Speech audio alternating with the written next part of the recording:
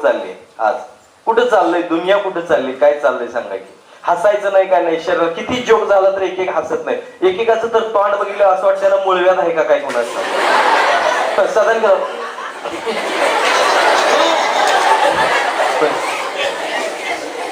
काही असं कणायला चालू करत हसताना सुद्धा असं हसतंय. खरंच की ह्याच्या फुफ्फुसाला कुठला रोग झालाय का काय कळत नाही. हसता हसाय की दिल खुलास.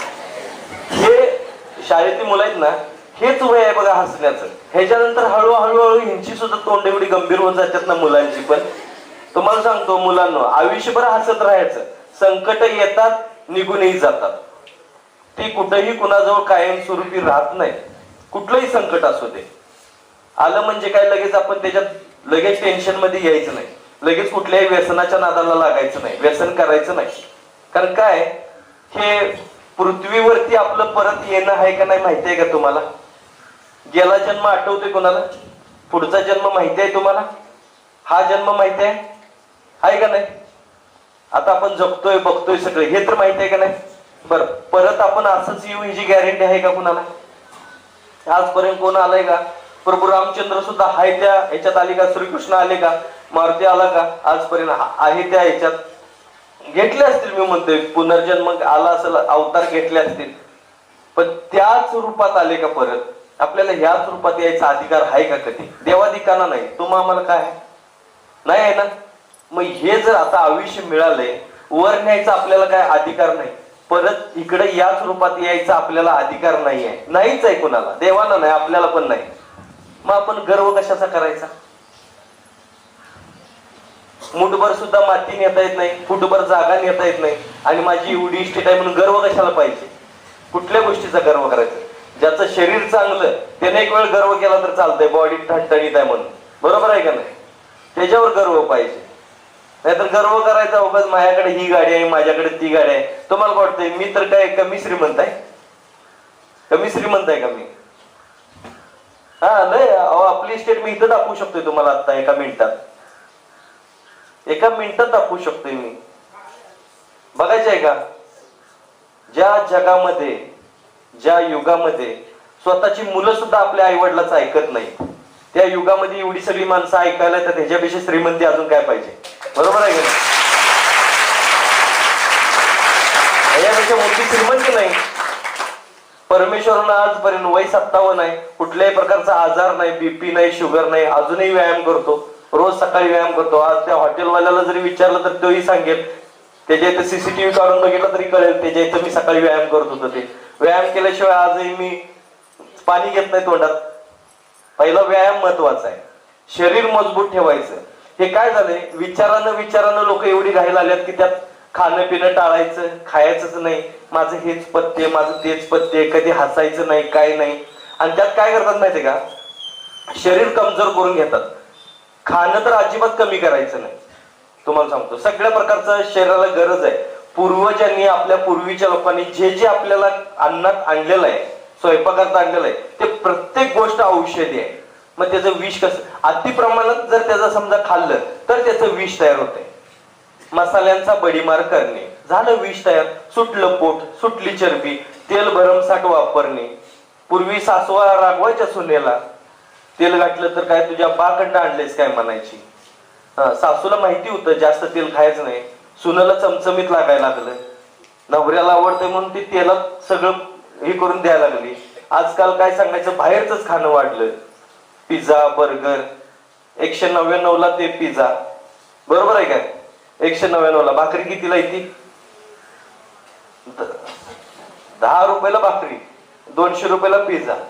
बर, 10 पिझ्झा एकीकडे आणि आमच्या आईच्या हातची भाकरी एकीकडे आहे. लक्षात घ्या, त्याच्यात जी ताकद आहे, त्याच्यात माया आहे. पिझ्झा मध्ये आहे का तेवढं प्रेम आहे का, तेवढी माया आहे का, आईची माया आहे का त्यात? म्हणून माता भगिनींना पण विनंती करतो, आई व्हा, मम्मी होऊ नका. ही मम्मी लय डेंजर गोष्ट आहे. काय सांगायचं, सध्याची मम्मी स्कूल बसला मुलांना सोडायला जाते, मुलाला आपलं पावडर, तिने ते स्पंजेस ठेवलाय, त्या पावडर त्यातला आपटायचा, त्याच्या तोंडा मारायला, ठाप ठाप ठाप ठाप ठाप ठाप, पांढरं खड तोंड करायचं, डोक्याला तेल लावायचं नाही, त्याचे केस पण पांढरं व्हायला लागले. मग त्याच्या पाठीवरती एवढं ओझं द्यायचं दप्तरायचं ते आपलं असं उभारलं असतंय. मम्मा आवड ना मम्मा, मम्मा आवड ना, त्याचं चालू असतंय. आवड ना मम्मा. मम्मा काय सांगायची हिची मम्मा, मम्मा बेटा 2च मिनिट 2च मिनिट. स्वतः नटत बसती. पावडर लिपस्टिक बिपस्टिक काय करत, लिपस्टिक लावणार एक डेंजर पुरी आहेत बघा, हसतच नाही. त्याचा काय ढपला पडतो का? काय होते? लावा, सुंदर दिसताय, लावायला पाहिजे. लावायचं नाही, स्वतः असं करायचं नाही. हे काय असते प्रकारे?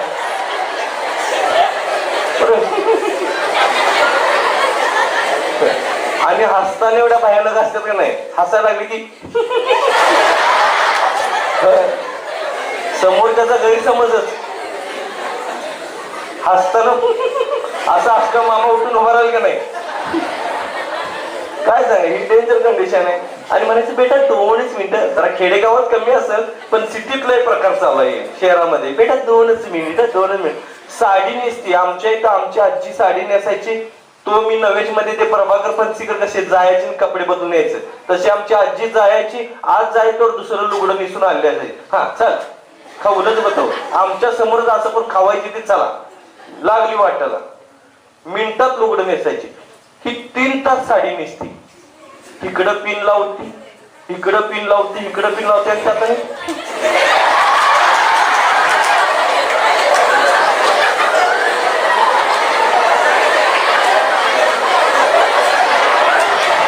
काय सांगायचं, बरोबर आहे की नाही?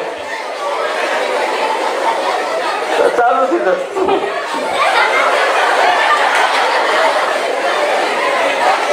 लावलेलं ते टिकलीच असं करून हे सगळं चाललंय. काय परिस्थिती आहे. आणि जायचं स्कूल बसला सोडायचं, दादा हळून या, हळून या. किती नाजूक मम्मा, बेटा हे खायचं नाही, ते खायचं नाही, असं करायचं नाही तस. अहो काय सांगायचं, मित्राच्या डब्यातलं खाऊ देत नाही. तुझा डबा आहे ना, तुझं टिफिन आहे ना, तुझं तूच खायचं, कुणालाही द्यायचं नाही, कुणाच्या टिफिन मधलं खायचं नाही. आम्ही शाळेत असताना बोंबलत सगळ्याच्या ह्याच्यातलं खायचं, गावल तिथनं. परत आणि आंबे चिंचा हे तरी बघायला नको, हुकून मरायची वेळ यायची. खरं ते खायचं बंद नाही बघा, ते चालू असायचं. खायचं का नाही, आंबे चिंचा काय पाहिजे तेवढं. अहो माकडांना वांढरांना पण लाज वाटेल असं आम्ही राहत होतो चिंचा खाऊन. आणि दात घासणे माहित नाही, चुलीतली राख काढायची, त्याच्यात मीठ घालायचं, आपलं खासफूस खासफूस. आजही खणखणीत आहेत दात ओके, आजही ऊस खातोय मी. की आत्ताची पोरं ऊस खात्याला दिसतात का कोण? आम्ही बैलगाडीच्या मागणं पळत जायचं, ऊस उपटायचा, काढायचा, खायचा. एखादा वरनं तो बैलगाडीवाला असा चाबूक मारायचा, 60 खंड रप्पाटा बसायचा, तरी काढायचं, यायचं, जरा चोळायचं, आय करायचं, चोळायचं, घेऊन यायचं. दुसऱ्या दिवशी 10-12 पोरं घेऊन जाऊन सगळेच ऊस उपटायला चालू करायचे. खोडी काय कमी करायचे काय? आंबे काढायला कोण जर बोलला तर दुसऱ्या दिवशी त्याचे आंबे रात्रीत गायबच सगळे. सगळे पाडून यायचे कच्चे आंबे. काय करायचे कर म्हणायचं. मग ते घरला यायचं भांडायला. कुठं पडलो चुकून काय झालं लागलं तर आमची आई ते लागलेलं कमी, आल्याला लंगडत आलेलं दिसलं का नाही, आई चुलीजवळची पुकणीच घ्यायची त्याची. ये कुठे गेलं तसं मारायला म्हणे, बाग बाग बाग पडवायला चालू, सुट्टी नाही, आहे गे नाही मारायला. हे आम्ही आयुष्य जगलोय. विहिरीला आंघोळीला गेलो, शनिवारची फक्त आंघोळ आहे आम्हाला, बाकी आठवडाभर आंघोळ नाही. तुम्हाला वाटत असेल ओनली सॅटरडे, ओनली सॅटरडे. शाळा सुटली की दारातनच दप्तर फेकायचं आणि आई मी आंघोळीला जातो म्हणायचं. जे जाऊन विहिरीत उडी मारायचं, लवकर जातील त्यांना चड्ड्या मिळायच्या, नंतरची तिली तशीच. आणि त्यात त्या विहिरीचा मालक जर आला तर हाय अशी सगळी फलटण पाळायची सगळ्या गल्लीत, सुट्टी नाही त्याला. कुणाची कापडं गावायची, कुणाची नाही, कोण गावला ते मार खायचा. हे आम्ही आयुष्य जगलोय. आताच्या मुलांना आहे का? आता स्कूल बसला सोडायचं, ते अपार्टमेंटच्या चौकात आर्टिफिशियल ग्रास, खोटं खोटं गवत असते की नाही ते, त्याच्यावर प्लास्टिकची घसरगुंडी, त्याच्यावर ते पोराला बबू म्हणते. आताची मम्मी लय डेंजर आहे, पोराला आणि नवऱ्याला दोघांना पण बबूच म्हणून हाक मारते. अरे तरीची भाषा सुरू झाली नवऱ्याला. खेडेगावात अजून जरा तसं हाय पाळणू, पण सिटीत एक बाई नाही जे नवऱ्याला आवाज जाऊन बोलली ती. अरे तू रे इकडे रे, आमच्या बाळाला जर आमच्या आईनं असं बोललं असतं की नाही, आमच्या बाळानं रात्रीच तिला घरात पुरली असती, वर्ण सारवून आणि असा बसला असता, कुठे गेली कुणास ठाऊक करत. बरोबर आहे की नाही? आवाज जाऊ नाही, नाव सुद्धा घेत नव्हती, लांब ना साख मारायचं, अमक्याचं बाबा तमक्याचं बाबा.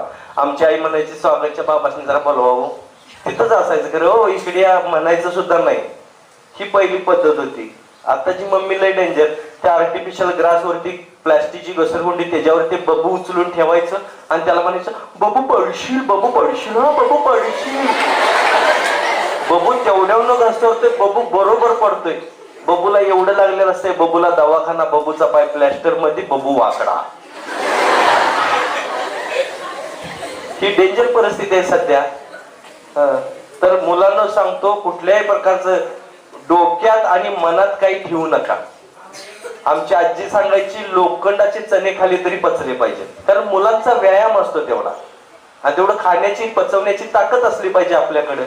बरोबर आहे की नाही? हल्ली पचनक्रिया सगळ्यांची बिघडली, बद्धकोष्ठतेनं माणसं त्रस्त आहेत. आणि त्यात ते डेंजर काय झालंय, मोबाईल घेऊन जाते तिकडे. तिकडे जाते, तिकडे रील्स बघत बसते. अरे ह्या कामाला गेला ते इसरलंच करायचं, तसंच बाहेर आलं. आणि म्हणतंय काय, खोटा साप येत नाही. तर हे सगळं लक्षात ठेवा. आयुष्य परत परत नाहीये, म्हणून जगलो पाहिजे. जगायला पाहिजे का नाही?